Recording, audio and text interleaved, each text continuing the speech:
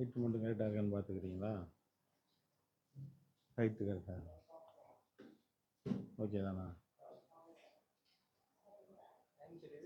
Okay. Okay. அஸ்ஸலாமு அலைக்கும் வரஹ்மத்துல்லாஹி.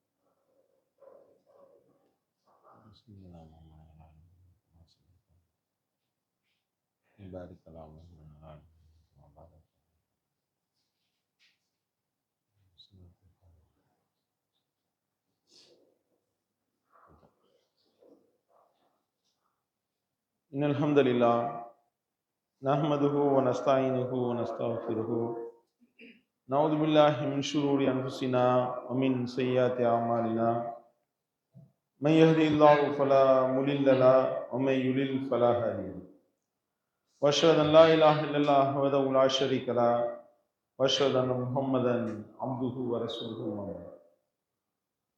எல்லாம் உள்ள அல்லாஹ்வின் நல்லடியார்களே, சகோதரர்களே, அல்லாஹ் நமக்கு வழங்கி இருக்கக்கூடிய இந்த புனிதமிக்க ஜும்மாவுடைய தினத்தில் ஜும்மாவுடைய தொழுகையை நிறைவேற்றுவதற்காக நாம் எல்லாம் இங்கே ஒன்று கூடியிருக்கின்றோம். அல்லாஹும் அவனுடைய தூதரும் காட்டி தந்த அடிப்படையில் இந்த ஜும்மாவை நிறைவேற்றுவதற்கு அருள் புரிந்த எல்லாம் உள்ள ஏக இறைவனுக்கே புகழனைத்தும் என்று வல்ல இறைவனை போற்றி புகழ்ந்தவனாக என்னுடைய இந்த உரையை ஆரம்பம் செய்கின்றேன். இஸ்லாத்தை ஏற்றுக்கொண்டிருக்கக்கூடிய நம்மில் ஒவ்வொருவரும் கலிமா ஷஹாதத் என்ற அந்த வார்த்தையை பரவலாக அறிந்து வைத்திருக்கின்றோம். அது குறித்த ஒரு விளக்கத்தை தான் இன்றைய தினம் நாம் அறிந்து கொள்ள இருக்கின்றோம் இந்த உரையின் வாயிலாக. எல்லாருக்கும் தெரிந்த விஷயம் தானே கலிமா ஷஹாதத் அப்படின்றது அப்படின்னு சொல்லி நம்மளுடைய உள்ளத்துல ஒரு எண்ணம் வரலாம். கலிமா ஷஹாதத் என்ற வார்த்தை ரொம்ப ஒரு ஃபேமஸான ஒரு வார்த்தை. அது எப்பொழுது அது சொல்லப்படுது அப்படின்னு நீங்க ஆய்வு செய்து நம்ம பார்ப்போமே ஆனால், ஒரு மையத்தை தூக்கி கொண்டு போகும் பொழுது பின்னாடி போகக்கூடியவர்கள் கலிமா ஷஹாதத் அப்படின்னு ஒரு சத்தம் போடுறாங்க. பின்னாடி தூக்கிட்டு போகக்கூடியவர்கள் அஷ்ஹது அல்லா இலாஹா இல்லல்லாஹ் வ அஷ்ஹது அன்ன முஹம்மது ரசூலுல்லாஹ்னு சொல்லி கொண்டு போகக்கூடிய ஒரு காட்சியை நம்ம பார்க்கின்றோம். இவ்வாறு செய்வதற்கு மார்க்கத்தில் அனுமதி இருக்கானா? அனுமதி கிடையாது. நபிகள் நாயகம் ஸல்லல்லாஹு அலைஹி வஸல்லம் அவர்கள் இந்த மாதிரி சொல்லல். ஒரு மையத்தை தூக்கிட்டு போகும்போது கலிமா ஷஹாதா அப்படின்னு கத்துங்க, அஷ்ஹது அல்லா இலாஹா இல்லல்லாஹ் வ அஷ்ஹது அன்ன முஹம்மது ரசூலுல்லாஹ்னு சொல்லுங்க என்று அல்லாஹுவும் அவனுடைய தூதரும் சொன்னது கிடையாது. ஆனால் இஸ்லாமிய சமுதாயம் ஒரு தவறான ஒரு பிதத்தான ஒரு விஷயத்தை மார்க்கத்துல பூத்தக்கூடியதை பார்க்கின்றோம். ஆனால் எப்பொழுதெல்லாம் சொல்ல வேண்டுமோ அப்பொழுது சொல்ல மறுக்கின்றார்கள். எப்பொழுதெல்லாம் இந்த கலிமா ஷஹாதாவை நாம் முன்மொழிய வேண்டுமோ, எப்பொழுதெல்லாம் இந்த கலிமா ஷஹாதாவை நாம நம்முடைய வாழ்க்கையினுடைய உயிர் மூச்சாக கொண்டு திகழ வேண்டுமோ, அப்பொழுதெல்லாம் முஸ்லிம்கள் இதை செய்யறது கிடையாது, அதன்படி வாழ்வது கிடையாது. அப்படி வாழாம ஒரு ஆள் மையத்தா போனதுக்கு அப்புறம் அவரை தூக்கிட்டு போறப்ப கலிமா ஷஹாதத்துன்னு கத்தி என்ன பிரயோஜனம்? யோசனை பண்ணி பாருங்க. அப்ப நம்முடைய வாழ்க்கையை கலிமா ஷஹாதாவின் அடிப்படையில நாம அமைத்து கொள்ள வேண்டும். அதுதான் அல்லாஹ் நமக்கு வைத்திருக்கக்கூடிய பரீட்சை. அஷ்ஹது அல்லா இலாஹ இல்லல்லாஹ் வஹதஹு லா ஷரீக லஹ் வ அஷ்ஹது அன்ன முஹம்மதன் அப்துஹு வ ரசூலுஹு. கலிமாவினுடைய பொருள் என்ன? இப்படி ஷஹாதத்து நம்ம சொல்கின்றோமே, அதனுடைய பொருள் என்ன? அஷ்ஹது, நான் சான்று பகர்கிறேன், நான் சாட்சி சொல்றேன். அல்லா இலாஹ இல்லல்லாஹ், வணக்கத்திற்குரியவன் அல்லாஹுவை தவிர வேறு எவனும் கிடையாது என்று நான் சான்று பகர்கிறேன், நான் சாட்சி சொல்கிறேன். வஹதஹு, அவன் தனித்தவன் என்று நான் சாட்சி பகர்கின்றேன். லா ஷரீக லஹு, அவனுக்கு இணை துணை எதுவும் இல்லை, எவனும் கிடையாது என்று நான் சாட்சி பகர்கிறேன். வ அஷ்ஹது, இன்னும் நான் சான்று பகர்கிறேன். அன்ன முஹம்மதன் அப்துஹு வ ரசூலுஹு, முஹம்மது நபி அவர்கள், முஹம்மது ஸல்லல்லாஹு அலைஹி வஸல்லம் அவர்கள் அல்லாஹ்வுடைய அடிமையாகவும் அவனுடைய தூதராகவும் இருக்கின்றார்கள் என்று நான் சாட்சி பகர்கிறேன். இதுதான் அந்த கலிமா ஷஹாதாவினுடைய பொருள். இதை வெறுமனே வாயால சொன்னா ஒருவருக்கு சொர்க்கம் கிடைத்து விடுமா? அதன் அடிப்படையில் நடந்து காட்டினால் சொர்க்கம் கிடைக்கும்.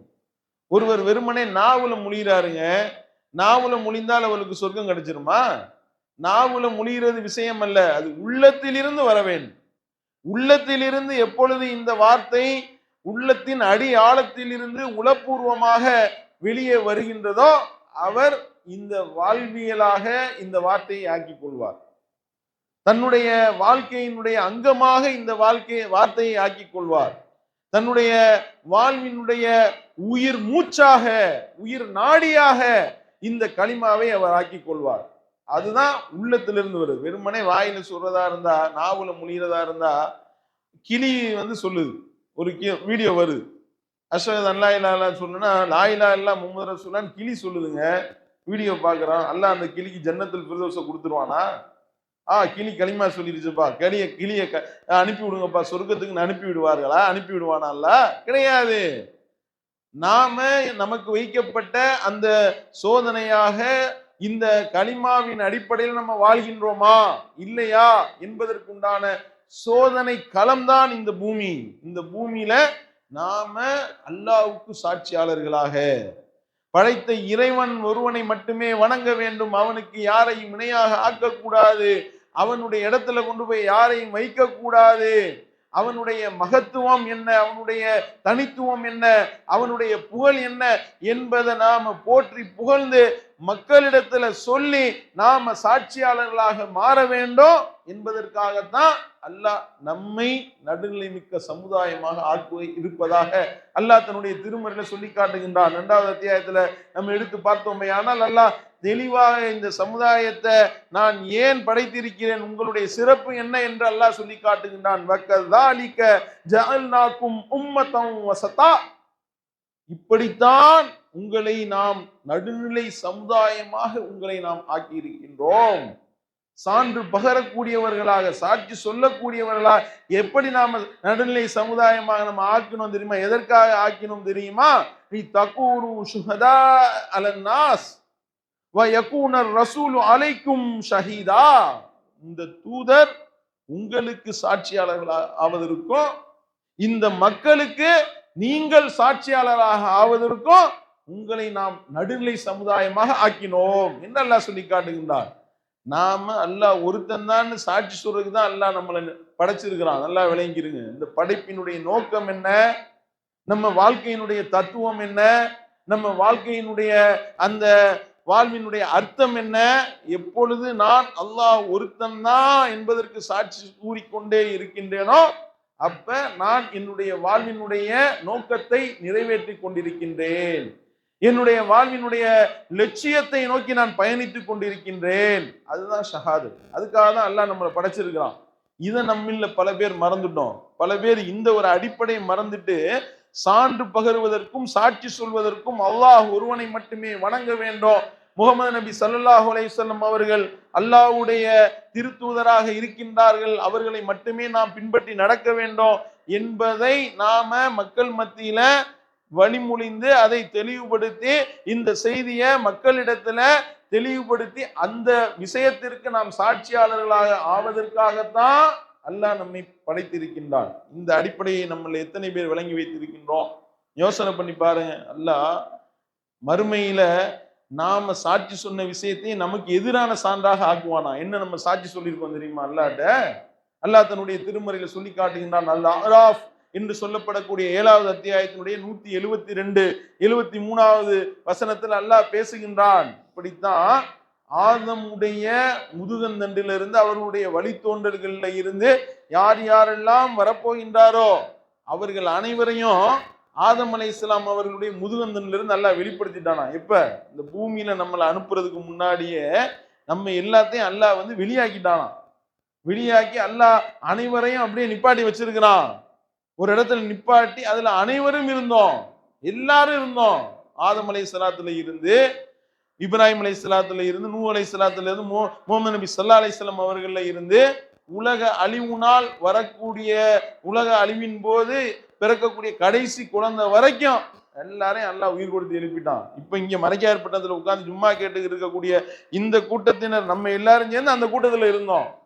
அல்லாஹ் அப்படி நிப்பாட்டி எல்லாம் நம்மள்ட்ட கேட்டானா, நம்ம எல்லார்ட்டையும் எல்லாம் கேட்டானா, அலஸ்து பி ரப்பிக்கும், நான் உங்களுடைய ரப்பு என்பதை நீங்கள் ஒப்புக்கொள்கின்றீர்களா? அல்லாஹ் நம்மை நோக்கி கேள்வி எழுப்பி இருக்கின்றான். நம்ம எல்லாம் என்ன சொன்னோம் தெரியுமா? காலு பலா ஷஹிதுனா, இறைவா நீதான் எங்களுடைய ரப்பு, நீதான் எங்களை படைச்ச, நீதான் எங்களுடைய இறைவன் என்பதற்கு நாங்கள் சாட்சியாளர்களாக இருக்கின்றோம் என்று நம்ம எல்லாரும் சொல்லியிருக்கோம். அல்லாஹ் எதுக்கு சொல்றான் தெரியுமா? இத நான் ஏன் இந்த வேலையை நான் செஞ்சேன் தெரியுமா? மறுமையில நீங்க சொல்லிடுவீங்க, சொல்லிடக்கூடாது, தப்பி எஸ்கேப் ஆயிடக்கூடாது. இறைவா முதல்லயே சொல்லியிருந்தா நான் உங்களை வணங்கியிருப்பேனே, உன்னை வணங்கியிருப்பேனே, நீ இதை சொல்லாம விட்டுட்டீங்க, எங்க மூதாதையர்கள் செஞ்சதையெல்லாம் செஞ்சு நாங்க இப்படி நாசமா போயிட்டோமே என்று சொல்லி நீங்க தப்பித்து விடக் கூடாது என்பதற்காக, உங்களுக்கு எதிரான சாட்சியாளர்களாக உங்களை ஆக்குவதற்காக இத்தகைய ஒரு உறுதிமொழியை நாம் எடுத்தோம் என்று அல்லாஹ் சொல்லி காட்டுகின்றான். இப்போ சொல்லும்போது கூட டவுட் வரலாம், இந்த வசனத்தை பல பேர் படிக்காதவங்க என்னடா இது கதை சொல்ற மாதிரி இருக்கு, அல்லாஹ் இப்ப நம்மள்ட்ட உறுதிமொழி வாங்கினா புது கதையால இருக்கு என்று நினைக்கலாம். அல்லாஹ் தன்னுடைய திருமறையில சொல்லி காட்டுகின்றான். இதை இலகுவாக புரிவதற்கு உங்களுக்கு ஒரு உதாரணத்தை சொல்வதாக இருந்தா, நம்ம சின்ன பிள்ளையில ஏதாவது ஒரு சேட்டை பண்ணியிருப்போம், இப்ப சொல்லி காட்டுவாங்க. நம்மளுடைய உம்மா வாப்பா வாப்பும்மா முத்தாலாம் சொல்லி காட்டுவாங்க, நன்னா சொல்லி காட்டுவாங்க, நம்மளுடைய நனிமா சொல்லி காட்டுவாங்க. டே சின்ன பிள்ளை என்ன அநியாயம் பண்ண தெரியுமா, இப்படித்தாண்டா ஒரு தீக்கு அங்க போய் தொட்டுட்டு, இப்படிதான் முத மாடியில இருந்து குதிச்சு கால் உடைஞ்சு போச்சு உனக்கு அப்படின்னும் பொழுது, என்னடா இது இப்படி ஒண்ணு நடந்த மாதிரி நமக்கு தெரியலையே, பாப்புமா ரீல் சுத்துறாங்களோன்னு நம்ம நினைக்கலாம். ஆனால் அதை நம்புவோம். ஏன்? நடந்திருக்கும், நமக்கு ஞாபகம் இல்லை. நமக்கு ஞாபகம் இல்லைன்றதுனால நம்ம அதை பொய்ன்னு சொல்லுவோமா? முடியாது. நம்ம சிறு குழந்தையில என்ன செய்தோம், எவ்வாறு நடந்தோம் என்பது நமக்கு பல பேருக்கு ஞாபகம் இல்லை. நம்ம தவழ்ந்தது, நடந்தது, ஓடியது, விழுந்தது, படித்தது ஒன்றும் இல்லை, ஞாபகம் இல்லை. அப்போ உம்மா பாப்பா சொல்றதுனாலே நம்புறோம்னா, படைச்ச ரப்பு சொல்றாங்க, நான் உங்களிடத்துல இப்படிப்பட்ட ஒரு உறுதிமொழியை வாங்கி இருக்கின்றேன். எதற்கு? நீங்க மௌத்தா போனதுக்கு அப்புறம் உங்களை நான் உயிர் கொடுத்து எழுப்பி நீங்க எனக்கு சாட்சியாளர்களா என்ன மட்டுமே வணங்குவேன் என்று நீங்க சாட்சி சொல்லியிருக்கீங்க, உறுதிமொழி கொடுத்திருக்கீங்க. அதற்கு ஆதாரம் தான் நல்லா காட்டுவானா. அதற்காகத்தான் இப்படிப்பட்ட ஒரு உறுதிமொழியை எடுத்திருக்கேன். அதனால நீ கொடுத்த உறுதிமொழியின் அடிப்படையில என்ன மட்டுமே வணங்க வேண்டும் என்பதற்கு நீங்க சாட்சியாளரா ஆகுங்க என்று அல்லாஹ் சொல்லி காட்டுகின்றான். அப்ப நம்ம ஒழுங்கா நடக்கிறோமா? யோசனை பண்ணி பாருங்க. அல்லாஹ் சொன்ன மாதிரி, அல்லாஹ்வுடைய தூதர் சொன்ன மாதிரி ஒருவன் நடப்பானேயானால், அல்லாஹ்வுடைய புகழை போற்றி புகழ்வானேயானால், அல்லாஹ்வுடைய கட்டளைக்கு அடிபணிவானேயானால், இறைவன் சொன்ன மாதிரி நம்முடைய வாழ்க்கையை ஒருவன் அமைப்பானேயானால், அவன் அல்லாஹ் ஒருத்தன் தான்றதுக்கு சான்று பகர்கிறான் என்று அர்த்தம். நம்மள எத்தனை பேர் சாட்சியாளர்களாக இருக்கிறோம்? அல்லாஹ் எங்களுடைய ரப்பு அல்லாஹுதான் என்று சொல்லி எத்தனை பேர் அதுல உறுதியானவர்களாக அதுல சான்று பெறக்கூடியவர்களாக இருக்கின்றோம்? நாம் சொன்ன கலிமாவுல உறுதியாக இருக்கின்றோமா? அல்லாஹ் தன்னுடைய திருமறை சொல்லி காட்டுகின்றானே, உண்மையான இறை நம்பிக்கையாளருடைய பண்பு எத்தகையதாக இருக்கும் என்றால், யார் சுவனத்தினுடைய அந்த வாரிசுதாரர்களாக, சொர்க்கத்திற்கு சொந்தக்காரர்களாக, சொர்க்கத்துல கண்ணியப்படுத்தக்கூடியவர்களாக இருக்கக்கூடியவர்கள் யார் தெரியுமா? வல்லதீனஹும் பி ஷஹாதாத்திஹிம் காயிமூன், அவர்கள் தங்களுடைய சாட்சியங்களிலே நீடித்திருப்பார்கள், நிலைத்திருப்பார்கள். விட்டாப்புடியா நிக்கணும். அல்லாஹ் ஒருத்தன் தான், அவனுக்கு இணை துணை கிடையாது. அவனுடைய தூதர் முகமது நபி ஸல்லல்லாஹு அலைஹி வஸல்லம் அவர்களைத்தான் நான் பின்பற்றுவேன், அவர்களுடைய இடத்துல கொண்டு போய் யாரையும் நான் வைக்க மாட்டேன் என்பதுல, சாட்சி கூறுவதில் நம்ம உறுதியாக இருக்க வேண்டும். ஏன்னா சாட்சியம் கூறுவதிலேயே அக்பரு ஷஹாதா, மிகப்பெரிய சாட்சியம் என்பது அல்லாஹ் ஒருத்தன் தான் சொல்றதா மிகப்பெரிய சாட்சி என்று அல்லாஹ் சொல்லி காட்டுகின்றானே. இந்த சாட்சியில நீடித்திருக்கின்றோமா, நிலைத்திருக்கின்றோமா? ஒருவர் காலையில சுபுகு தொழுகைக்காக அந்த தூக்கத்தை வெறுத்து அந்த சுகத்தை விட்டுவிட்டு, என்னுடைய ரப்பு என்னை பார்த்து கொண்டிருக்கின்றான், என்னுடைய ரப்பு என்னிடத்துல விசாரணை செய்வான், என்னுடைய ரப்புக்கு நான் பதில் சொல்ல வேண்டும் என்ற அந்த அச்சத்தின் காரணமாக அவர் அந்த பணியையும் பொருட்படுத்தாமல் அந்த தண்ணீர்ல ஒளி செய்து விட்டு பள்ளிவாசல்ல வந்து நிக்கிறாரு பாருங்க. அவர் அல்லாஹ் ஒருத்தன் தான்றதுக்கு சான்று பகர்கின்றார். ஐவேளை தொழுகையை ஒருவர் தொழுகின்றாரா, அல்லாஹ் இருக்கின்றான் என்பதற்கு நம்ம சான்று பகர்கின்றோம். படைத்த இறைவனிட்ட கட்டளையின் பிரகாரம் நம்முடைய ஒவ்வொரு வாழ்க்கையை நம்ம அமைக்கின்றோமா? அல்லாஹ் சொன்ன மாதிரி, அல்லாஹ்வுடைய தூதர் சொன்ன மாதிரி என்னுடைய தொழுகையை நிறைவேற்றி, அல்லாஹ்வுடைய தூதர் சொன்னது போல என்னுடைய வாழ்க்கையை அமைத்து, என்னுடைய குடும்ப வாழ்க்கையை அமைத்து, என்னுடைய ஜக்காத்தை கொடுத்து, சதக்காவை கொடுத்து, ஹஜ்ஜை நிறைவேற்றி, உம்ராவை செய்து, எந்த ஒரு செயல்பாடாக இருந்தாலும் என்னுடைய ரப்பு சொன்ன மாதிரி, என்னுடைய தூதர் வழியாக என்னுடைய ரப்பு எனக்கு காட்டி தந்த வழிமுறையின் பிரகாரம் நான் இதை செய்கின்றேன் என்று சொல்லி நடக்கக்கூடிய ஒவ்வொருவரும் அல்லாஹ் ஒருத்தன் தான் சான்று பார்த்து கொண்டே இருக்கிறோம். அல்லாஹ்வுடைய தூதர் முஹம்மது நபி ஸல்லல்லாஹு அலைஹி வஸல்லம் அவர்கள் என்பதற்கு நாம சான்று பார்த்து கொண்டே இருக்கின்றோம் என்று அர்த்தம். எத்தனை பேர் அதை சாட்சியாளர்களாக இருக்கின்றோம்? உண்மையாக சான்று பெறக்கூடியவர்களாக நம்மள எத்தனை பேர் இருக்கின்றோம்? நம்மை நாமே சுய பரிசோதனை செய்யணும். சுபுகு தொழுகாம ஒருத்தவர் தூங்குனார்னா அவர் அல்லாஹ் ஒருத்தன் தான்றதுக்கு சாட்சியாளரா இல்ல. தொழுகையை ஒருவர் விடுவாரையானால் அவர் அல்லாஹ் ஒருத்தன் தான்றதுக்கு உண்டான சாட்சி கூறக்கூடிய சாட்சியாளராக கிடையாது. அவர் ஷைத்தான் இருக்கிறான்றதுக்கு வேணா சாட்சியாளர் ஆகலாம். அல்லாஹ்வுடைய தூதரிடத்துல கேட்கப்பட்டது, யா ரசூலல்லாஹ், சுபுகு தொழுகாமல் தூங்கியவரை பற்றி நீங்க என்ன சொல்றீங்க என்று கேட்கப்படும் பொழுது ரசூல் ஸல்லல்லாஹு அலைஹி வஸல்லம் சொன்னாங்க, ஷைத்தான் அவருடைய காதுல சிறுநீர் கழித்து விட்டான். அப்ப ஷைத்தான் காதுல சிறுநீர் கழிக்கக்கூடிய அளவிற்கு ஷைத்தானுக்கு அவர் அடிமையாகி ஷைத்தான் இருக்கிறார்ன்றதுக்கு அவர் சாட்சியாளரா மாறிட்டாரு. அப்படிப்பட்டவர் எப்படி அல்லாஹ் ஒருத்தன் தான் என்பதற்கு சாட்சி கூறக்கூடியவராக மாறுவார்? யோசனை பண்ணி பாருங்க. அல்லாஹ்வுடைய தூதர் அதனாலதான் நாங்க சொன்னாங்க, யார் சுபுகு தொழுகைக்கு வராம தூங்குகின்றார்களோ அவர்களே வீடோடு தீ வைத்து கொளுத்த என்னுடைய உள்ளம் விரும்புகிறது என்று அல்லாஹ்வுடைய தூதர் அவர்கள் சொன்னது காரணம் என்ன? அல்லாஹ் ஒருத்தன் தான் என்பதற்கு சாட்சி கூற மறுத்து ஒருத்தவன் தொழுகைக்கு எந்திரிக்காம தூங்கி கொண்டிருப்பானேயானால் அவன் சாட்சியாளன் என்ற தகுதியை இழந்து விட்டான். அவன் பிறல் சாட்சி. இப்படி ஒரு சாட்சி சொன்னா நம்ம ஒத்துக்குருவோமாங்க? யோசனை பண்ணி பாருங்க. ஒரு விஷயத்துல ஒருத்தவனை நம்புறீங்க, நம்ம ஒரு பொருளை எடுக்கல, எடுத்ததாக நம்ம மேல குற்றச்சாட்டு வந்துருச்சு, பிரச்சனை வழக்கு வந்து விட்டது, விசாரிக்கின்றார்கள். இப்ப நான் எடுக்கல அப்படின்றதற்கு இந்த பொருளை நான் எடுக்கலன்னு நான் நல்லவன்னு ஒருத்தவர் சாட்சி சொன்னாரு. அவரு அடுத்த நாள் இவர் எடுத்தாலும் எடுத்திருப்பாரு, இவர் எடுக்க வாய்ப்பு இருக்குன்னு சொன்னா என்ன சொல்லுவோம்? அட படுவா, ஏன்டா இப்படி புரண்டுட்ட சொல்லுவோமா? இல்லை நீ எல்லாம் சாட்சியாடா என்று சொல்லி கேள்வி கேட்போமா இல்லையா? அப்ப அல்லாஹ் ஒருத்தன் தான் சொல்றதாக இருந்தால் அதில் நீடித்து இருக்கணும்ல, நிலைத்து இருக்கணும்ல. ஐவேளை தொழுகையும் சரியான முறையில நாம் நிறைவேற்றி இறைவனுடைய கட்டளைகளை ஒவ்வொரு கனப்பொழுதிலும் ஒவ்வொரு நொடி பொழுதிலும் இறைவனுக்கு கட்டுப்பட்டு நடக்கக்கூடியவர்களாக நாம் திகழ வேண்டுமா? அல்லது நினைச்சா அல்லாஹ்வுடைய கட்டளை நிறைவேற்றுவேன், நினைச்சா அல்லாஹ்வுடைய தூதருடைய வழிமுறையை பின்பற்றுவேன், நினைச்சா நான் புறக்கணிப்பேன், நினைச்சா தொழுகுவேன், நினைச்சா நோன்பு வைப்பேன், நினைச்சா நான் இபாதத்துகளை செய்வேன், நினைச்சா நான் ஷைத்தானா மாறிடுவேன் ஒருவன் மாறுவானேயானால் அவன் இறை நம்பிக்கையால் என்ற தகுதியை விட்டு இழந்து விட்டானே. அவன் பிறல் சாட்சியா மாறிவிட்டானே. அப்ப நம்ம அஷ்ஹது அல்லா இலாஹ இல்லல்லாஹ் வ அஷ்ஹது அன்ன முஹம்மதன் அப்துஹு வ ரசூலுஹு என்ற அந்த சான்று பெறக்கூடிய கலிமா ஷஹாதாவை முடிந்ததனுடைய அந்த தாத்பரியத்தை விளங்கவில்லையே. அல்லாஹ் கேள்வி கேட்க மாட்டானா? யோசனை பண்ணி பாருங்க. அப்ப நம்ம எந்த அளவிற்கு இந்த சாட்சியம் கூறுவதில் நிலைத்திருக்கின்றோமோ அந்த அளவிற்கு நமக்கு பிரச்சனைகளும் துன்பங்களும் துயரங்களும் கஷ்டங்களும் நஷ்டங்களும் ஏற்படும். அதுக்காக தான் அல்லாஹ் நம்மளை படைச்சிருக்கிறான். அல்லாஹ் ஒருத்தன்னு சொல்லி பாருங்களேன், அல்லாஹ்வுடைய கட்டளை நிறைவேற்ற வேண்டும் என்று சொல்லி பாருங்களேன், அல்லாஹ்வுடைய தூதருடைய வழிமுறையைத்தான் பின்பற்ற வேண்டும் என்று சொல்லி பாருங்களேன், எதிர்ப்பு வருதா? ஊர் நீக்கம் செய்கின்றார்களா? ஊரை விட்டு விலக்குகின்றார்களா? இழி சொல்கின்றார்களா? நம்மளை துன்பப்படுத்துகின்றார்களா? எந்த அளவிற்கு? இந்த மாதிரியாக சான்று பகர்ந்ததனுடைய வெளிப்பாடுதான் நபிகள் நாயகம் ஸல்லல்லாஹு அலைஹி வஸல்லம் சொன்னார்கள். இதற்கு முன்னிருந்த அந்த சமுதாயத்தினர் இரும்பு அந்த ரம்பங்களால் தங்களுடைய அல்லாஹ் ஒருத்தன்தான் என்று சொன்னதற்காக தலை இரண்டாக அறுக்கப்பட்டதாம். பெரிய வேதனை. யோசனை பண்ணி பாருங்க. ஏன் ஒரு தோலை கழுத்து வரைக்கும் மண்ணில புதைத்து வைத்து கொண்டு அவருடைய கழுத்துல ரம்பத்தை, அவர் தலையில ரம்பத்தை வச்சு ரெண்டா அறுத்தா எப்படி? என்ன சிந்தித்து பார்க்க முடியுது? யோசனை பண்ணி பாரு. இரும்பு சீப்புகளால் தங்க நெருப்பினால் பழுக்க காய்ச்சப்பட்ட இரும்பு சீப்புகளால் அவர்களுடைய உடல் கீறி கிழிக்கப்பட்டது. அவனுடைய அந்த சதையை தாண்டி எலும்ப தொட்டுச்சு அந்த இரும்பு சீப்பு. யோசனை பண்ணி பாருங்க.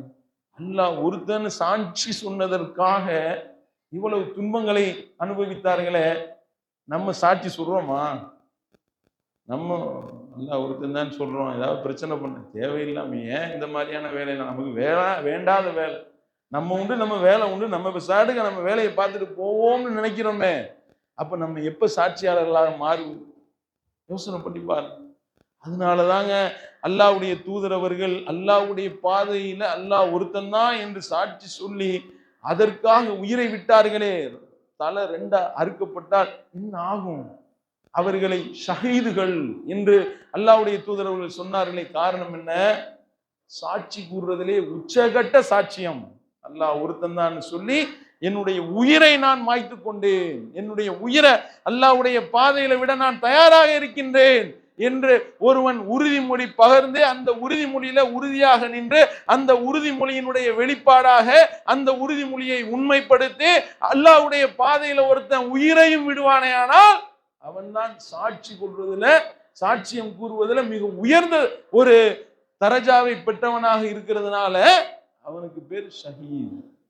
அப்ப நம்ம இந்த உலக வாழ்க்கையில உலகத்துல வாழும்போது அல்லாஹ்வுக்கு சாட்சி கூறக்கூடியவர்களாக, அல்லாஹ்வுக்கு சான்று பெறக்கூடியவர்களாக நம்ம மாறிவிட வேண்டும். வானம் பூமி இந்த உலகத்துல உள்ள அனைத்து ஜீவராசிகளும் அனைத்து படைப்பினங்களும் அல்லாஹ் ஒருவன் தான் என்று சாட்சி பகர்ந்து கொண்டிருக்கின்றது.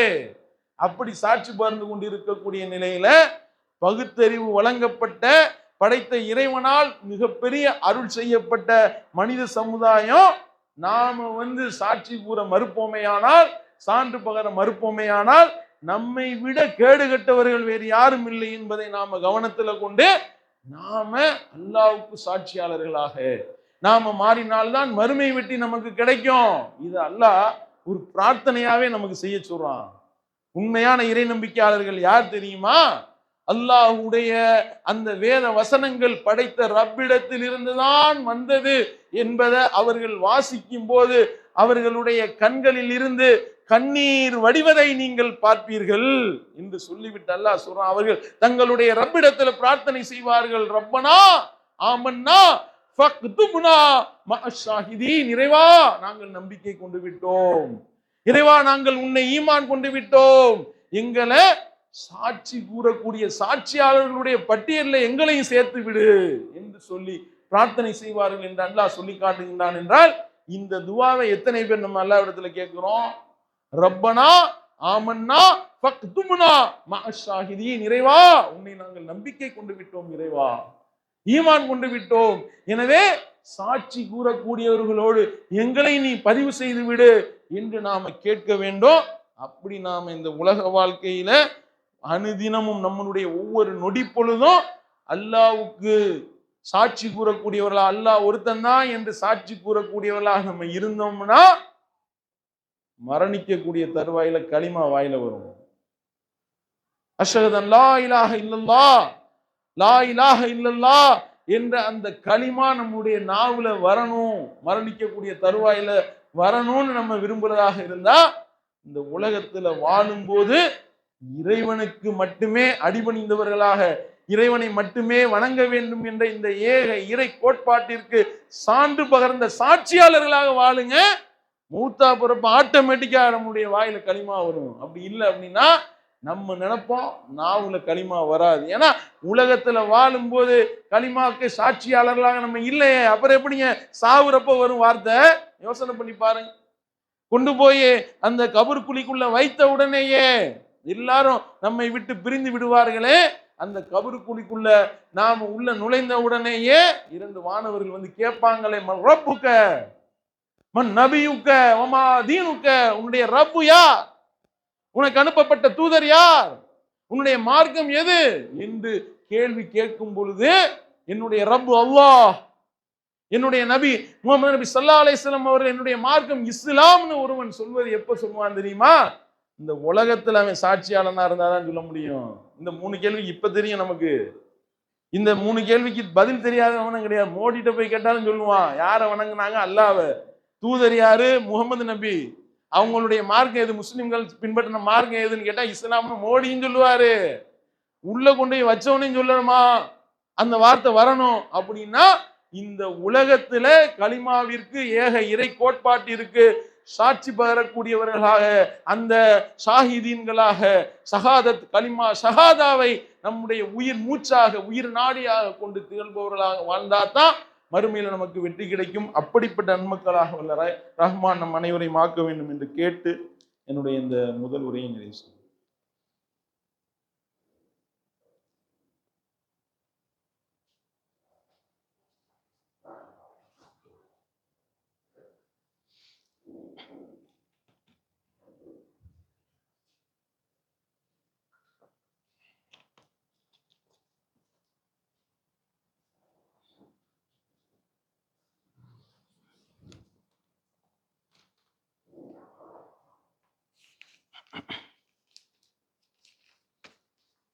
அல்ஹம்துலில்லாஹ். அன்புக்குரிய சகோதரர்களே,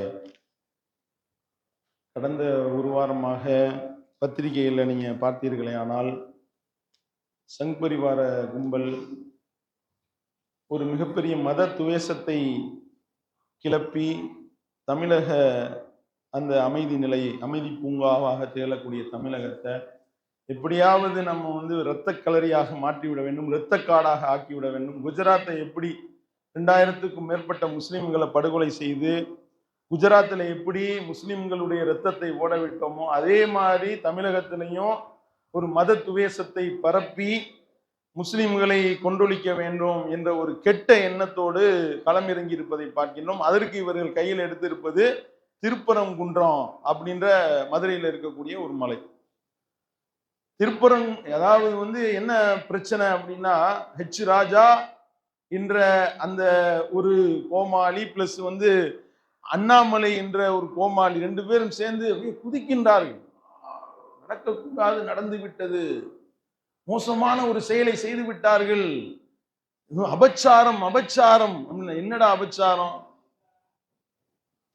திருப்பரங்குன்ற மலை உச்சியில பிரியாணி திண்டிருக்கின்றார்கள், அபச்சாரம். இது அபச்சாரமா? திருப்பரங்குன்றம் மலையில, அது கந்தனுக்குரிய மலை, அந்த மலை உச்சியில இவர்கள் ஆடு மாடுகளை, ஆடு கோழியை வெட்டியிருக்கின்றார்கள், அபச்சாரம் அபச்சாரம் தான். ஏண்டா இதுவா அபச்சாரம்?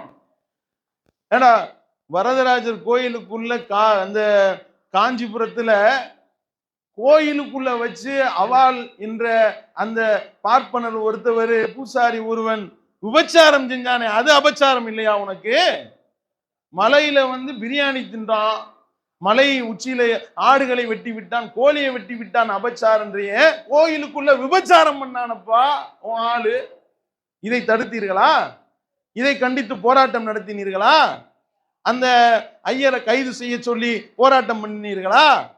அந்த கோயிலுடைய புனிதம் கெட்டு விட்டதுன்னு எவனா ஒருத்தன் வாயை திறந்து, ஹெச் ராஜா வாயை திறந்துருப்பானா? அவன் ஆள் அவாள். அதனால இவாளுக்கு நவா துவாரமும் சேர்ந்து பொத்திக்கிடுவாங்க. மூடிக்கிறோம், வாயை திறக்க மாட்டோம். இதே காஷ்மீர்ல ஆசிஃபா என்ற 8 வயது சிறுமி அந்த மனித மிருகங்களால் சங் பரிவார பயங்கரவாதிகளால் வேட்டையாடப்பட்டு அந்த கோயில் கருவறைக்குள்ள வைத்து அந்த சிறுமிய சீரழித்து சின்ன பின்னமாக்கினாங்களடா. அப்ப எங்கடா போச்சு அபச்சாரன்ற வார்த்தை? எங்கடா போச்சு? இந்துக்களுடைய கோயிலை கெடுத்து விட்டார்கள் சங்கி தீவிரவாதிகள், பாஜக பயங்கரவாதிகள் என்று சொல்லி அப்ப நீ வாயை திறந்திருந்தீங்கன்னா உன்னை போல்ந்திருக்கலாம், நீ மனுஷனா இருந்திருப்ப. இந்த ஹெச் ராஜா உள்ளிட்ட அண்ணாமலை உள்ளிட்டவனுக்கு சொல்றோம். அப்ப இந்த ஹெச் ராஜா, இதே அயோக்கியன் ஹெச் ராஜா என்ற அயோக்கியன் அந்த விஷயத்திற்கு ஆசிஃபாவை படுகொலை செய்த அந்த அநியாயக்காரர்களுக்கு ஆதரவா பதிவு போட்டான் இந்த ஹெச் ராஜா. அப்ப எங்கடா போச்சு அபச்சாரம்? இதே கோயில் கருவறைக்குள்ள அந்த சிறுமியை அவர் ஒரு வேட்டையாடிய மனித மிருகங்களுக்கு ஆதரவாக பாஜகவினுடைய அமைச்சர்கள் தேசிய கொடியேந்தி போராட்டம் பண்ணீங்களா? அப்ப எங்கடா போச்சு அபச்சாரம்? அப்ப விளங்குதா இவங்களுடைய என்ன நிலைமை என்னன்னு விளங்குதா? இத மத துவேஷமாக மாற்றி இத ஒரு விஷயமாக, ஒரு முக்கியமான விஷயமா கையில எடுத்து கலவரக்காடாக ஆக்க வேண்டும் என்ற ஒரு கெட்ட நோக்கத்துலதான் இந்த அநியாயக்காரர்கள் இந்த வேலையை பார்க்கிறான். ஆனா பிரியாணி திங்கிறது குத்தமாடா? பிரியாணி தின்றால் எவன நீ சொன்னியோ அந்த ஆளு அதெல்லாம் நான் தின்னலன்ட்டாரு, அது வேற விஷயம். அப்ப நான் பிரியாணி திங்கிறதே ஒரு மிகப்பெரிய ஒரு விஷயமா கொண்டு வர்றீங்க. ஆமா, இவங்களுக்கு பிரியாணி திங்கிறதான் பிரச்சனை, மாட்டு மூத்தனை குடிச்சா பிரச்சனையே கிடையாது. சொன்னான்ல, இதே எச் ராஜா சொன்னானா இல்லையா? முஸ்லீம் இடத்துல பிரியாணி வாங்கி திங்கிறவன் இந்துவே கிடையாதுன்னு இதே எச் ராஜா என்ற அயோக்கியன் சொன்னான். ஆமாடா, முஸ்லீம் இடத்துல பிரியாணி வாங்கி திங்கிறவன் இந்து கிடையாது, நீ கொடுக்குற மாட்டு மூத்திரத்தை குடிக்கிறவன் மட்டும்தான் இந்து. உனக்கு அந்த மாட்டு சாணியையும் மாட்டு கோவியத்தையும் கலந்து பஞ்சகாவியம் என்ற பேரில் குடிக்கிறவன் பேர் மட்டும்தான் இந்துவா? யோசனை பண்ணி பாருங்க. இன்னொருத்தவன் என்ன செய்யறான், அவன் அர்ஜுன் சம்பத்னு ஒரு அயோக்கியம், அவன் என்ன செய்யறான், நீங்க மாட்டுக்கறி தின்றீர்கள் ஏன்னா நாங்கள் பன்னிக்கறி திம்போம் அப்படின்றான். நீ பன்னிக்கறியும் தின்னு பண்ணி திங்கிறதையும் தின்னு, ஓ விருப்பம் அது. நாங்க பிரியாணி திங்கிறதுக்கு என்னடா உனக்கு என்னடா வந்துச்சு? அப்ப இவர்கள் எந்த மாதிரியாக திசை திருப்புகிறார்கள் என்று தெரிகின்றதா? மாட்டுக்கறிய உலகளாவிய அளவுல ஏற்றுமதி செய்யறதுல இந்தியா தான் முதலிடத்துல இருக்கு, பிரேசில் 2வது இடத்துல. முதலிடத்துல இருந்த பிரேசிலை பின்னுக்கு தள்ளிவிட்டு இந்தியா மோடியினுடைய ஆட்சியில முன்னணியில வந்திருக்கின்றது. அப்ப நீங்க சொல்லுவேன் அபச்சாரம் அபச்சாரம், இப்ப சொல்லு பார்ப்போம். ஏன்னா மாட்டுக்கறியை ஒருத்தவன் அறுத்து தின்னானா அது பெத்த தாயோட உபச்சாரம் செய்யற மாதிரின்னு ஒருத்தன் பேசினான் சங்கிப்பைய. அப்ப மோடி அம்புட்டையும் ஏற்றுமதி பண்றாரு, இவர் என்ன செய்யறது, இவர் இப்ப என்ன செஞ்சுக்கிட்டு இருக்காரு என்று சங்கிகள் தான் பதில் சொல்லணும். யோசனை பண்ணி பாருங்க. அப்ப மாட்டுக்கறிய பிரியாணி சாப்பிடக்கூடாது, மாட்டுக்கறி சாப்பிடக்கூடாதுன்னு எவன் சொல்றானோ, இது இந்துக்களை புண்படுத்துறதாக எவன் சொல்றானோ அவனேதான் மாட்டு மூத்திரத்தை குடிக்கிறத சிறப்பானதாகவும் மாட்டு மூத்திரம் புகழுக்குரிய சிறப்புக்குரியதுன்னு நீ பேசுறீங்க. அப்ப அந்த மாட்டை இதே மாடுகளை, பசு மாடுகளை உயிரோடு தீ வைத்து கொளுத்துவதற்கு யாகம் என்ற பெயரில் வச்சு, சோம வாஜ்பேயி யாகம் என்ற பெயரில் பசு மாடுகளை அப்படியே வச்சு கொளுத்தலாமா? ஆனா சாப்பிடக்கூடாது. உசுரோட தீய வச்சு கொளுத்துறதுனா செய், அது சோம வாஜ்பேயி யாகம். ஆனா அதை நீ அறுத்து சாப்பிட்டனா எங்க உசுர, எங்களுடைய மனதை நீ புண்படுத்திட்டான்னு இவன் பேசுறானா, அப்ப இவன் யார்?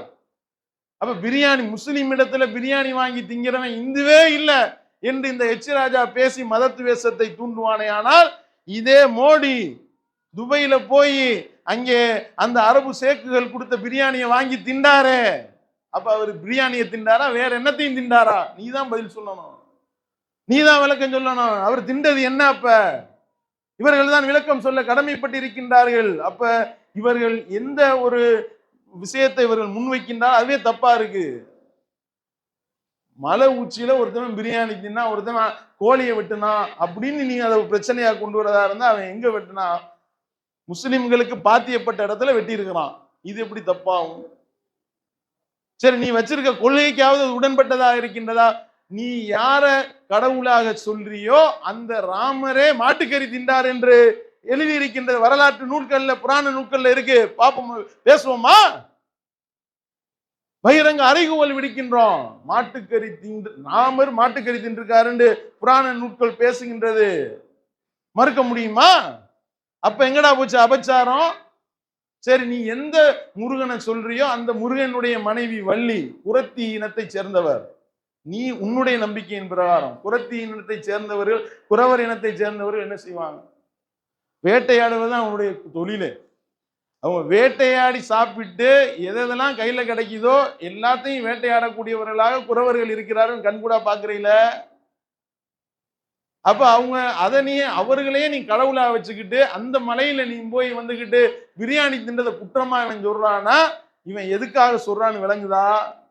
மக்கள் மத்தியில துவேஷத்தை பரப்பி இந்த ஊரை, தமிழகத்தை இரத்த காடாக ஆக்க வேண்டும் என்பதுதான் இந்த சங் பரிவார பயங்கரவாதிகளுடைய முழு நோக்கம் என்பது தெரியுதா இல்லையா? என்னன்னு கேட்டா, தமிழகம் அயோத்தியா மாறிடும் அப்படின்றான் இந்த எச்ஐ ராஜா என்பவன். இப்படியே பேசுறான். இவனை குண்டாசுல தூக்கி உள்ள போடணும். அமைதி பூங்காவாக திகழக்கூடிய தமிழகத்தை கலவர காடாக ஆக்க துடிக்கக்கூடிய இந்த அயோக்கியனை தமிழக அரசாங்கம் குண்டாசுல கைது பண்ணணும். இவ்வளவு நீ பேசுறிய, எங்களை வழிபட விடல, இவர்கள் உள்ள விட மாட்டேன்றாங்க, எதுல மேல மலைக்கு மேல ஏற விட மாட்டேன்றாங்க, இந்த 144 போட்டவனையும் மலைக்கு மேல ஏற விட மாட்டேன்றாங்கன்னு பேசுறிய. எத்தனை இந்து சகோதரர்களை கோயிலுக்குள்ள வரக்கூடாது நீ சொல்லியிருப்ப, இன்னைக்கு வரைக்கும் சொல்லிக்கிட்டு இருக்க. அப்பனா இவர்களுடைய நிலைமை என்னன்னு விளங்குதா? இந்துக்கள் மேல உள்ள பற்றா நம்மள்கிட்ட முஸ்லிம்கள் மேல மத துவேஷத்தை கக்கணும். அதுதான் இவருடைய நோக்கம். நீ உண்மையாளனா இருந்தா, ஏன்னா எல்லாரும் இந்துக்கள் தானடா, பட்டியல் இனத்தை சேர்ந்தவர்கள் இந்துக்கள் தானடா. இந்த ஹெச் ராஜாவிற்கு அறைகூவல் விடுக்கின்றோம். அனைத்து பட்டியல் இனத்தை சேர்ந்தவர்களும் எங்களுடைய அந்த கோயிலுக்குள்ள வரலாம் டிக்ளேர் பண்ணுங்கடா. பண்ணுவியா? அவாள்களை தவிர வேற யாரும் உள்ள வரக்கூடாது. இவர்களுடைய ஸ்டேட்மெண்ட் விளங்குதா?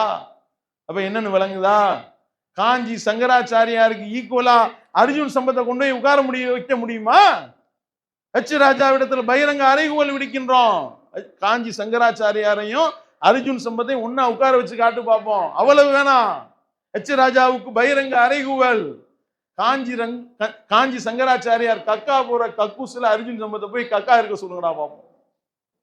அனுமதிப்பியா? அது உயர்ந்த ஜாதி கக்கூஸ், நீ போறது தாழ்ந்த ஜாதி காக்கா போற இடத்துல போய் போ என்று சொல்லி விடுவார்கள். இப்படி உள்ளாலும் எங்களுடைய வழிபாட்டு உரிமை பறிச்சுட்டாங்க. நீ தானடா பறிக்கிறீங்க. ராம்நாத் கோவிந்த் என்ற அந்த ஜனாதிபதி அவர் பூரி ஜெகநாதர் ஆலயத்துக்குள்ள போனாருங்க, கருவறைக்குள்ள உள்ள விடாம தள்ளி விட்டாங்க. அதுக்கு தனியா ஒரு விசாரணை கமிஷன் போட்டாங்களா இல்லையா? இந்த மாதிரி அநியாயம் அயோக்கியத்தனம் பண்ணக்கூடியவன் எங்களை வழிபட விட மாட்டேன்னு சொல்றான்னா பொய். இவர்களுக்கு உண்மையான இந்து பாசம் கிடையாது, இவர்களுக்கு உண்மையான பக்தி கிடையாது. ஏன்னா இவர்களுடைய அந்த வரலாறு அப்படியானது.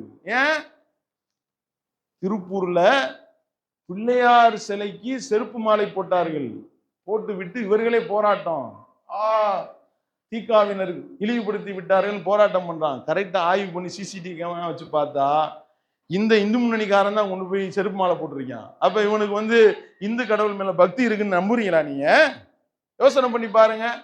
ஏன்னா உனக்கு உண்மையிலேயே கடவுள் பக்தி இருந்தா போடுவீங்களாடா? செருப்பு மாலை போடுவீங்களாடா? பிள்ளையார் சிலைக்கு மேல போடுவீங்களாடா? பிள்ளையார் சிலையை சுத்தி போலீஸை நிப்பாட்டி வச்சிருக்காங்கன்னா எதுக்கு? நம்ம எதுவும் பண்ணிடுவோன்றதுக்கு இல்ல, இவங்களே எதுவும் பண்ணிட்டு நம்மள சொல்லுவாங்கன்றதுக்கு தான் போலீஸ் நிப்பாட்டி இருக்கு. நல்லா விளங்கிக்கிறீங்க. நெல்லையில கோயில் தேருக்கு தீ வைத்தான் எவன் பார்த்தா இதே சங்கிகள் தான். மறுக்க முடியுமா? நம்ம மேல பலி போடுறதுக்காக. ஹனுமான் கோயில்ல அந்த கர்நாடகா மாநிலத்துல ஹைதராபாத்ல அனுமன் கோயிலுக்குள்ள மாட்டுக்கறியை வீசுறான், முஸ்லிம் தான் சொல்லி இவங்களே பரப்பி விடுறான். போலீஸ் விரட்டி பிடிச்சதுனால தெரிஞ்சிச்சு பஜ்ரங் தளுடைய தீவிரவாதியவன். அப்ப இவங்களுக்கு உண்மையிலேயே அந்த இந்து பாசம் இருக்கு, கடவுள்கள் மேல இவர்களுக்கு நம்பிக்கை இருக்குன்னு நினைக்கிறீங்களா? கிடையாது. இந்த கேடி ராகவன் ஒருத்தவனை பிஜேபியினுடைய நிர்வாகியா இருந்து எல்லா விவாதத்திலும் பேசிக்கிட்டு இருந்தாலும் ஏன்டா தூக்குனீங்க அவனை? பூஜை ரூமுக்குள்ள வச்சு சுய இன்பம் செஞ்சு வீடியோ வெளியிட்டான். ஒரு பொம்பளையோட பேசி அந்த பொம்பளை மிரட்டி அப்ப ஏன்டா கொதிக்கல நீங்க? அப்ப இந்த பிஜேபி அண்ணாமலை எச்ராஜாலாம் எங்கடா போனீங்க? அப்ப ஏன்டா உனக்கு ரத்தம் கொதிக்கல? ஏன்னா அவா செஞ்சா மட்டும் இவருக்கு வந்து அப்படியே நல்லா இருக்கும். எவனா முஸ்லீம் ஒருத்தன் பிரியாணி தான் பிரியாணி தின்று விட்டான்றேன்னா என்னடா அர்த்தம்? அப்ப இவர்களுடைய உண்மை முகத்தை மக்களிடத்துல தோலுரித்து காட்ட வேண்டிய பொறுப்பும் கடமையும் நமக்கு இருக்கின்றது. இது போன்ற செய்திகளை சரியான முறையில மக்களிடத்துல கொண்டு போய் சேர்த்து இது போன்ற இந்த மனிதகுல விரோதிகளை மக்கள் மத்தியில் அடையாளம் காட்ட வேண்டும் என்பதை சொல்லி நிறைவு செய்கின்றேன். வாயிலவான அல்ஹம்துலில்லாஹி ரப்பில் ஆலமீன். அஸ்ஸலாமு அலைக்கும் வரஹ்மத்துல்லாஹி வபரகாத்துஹு.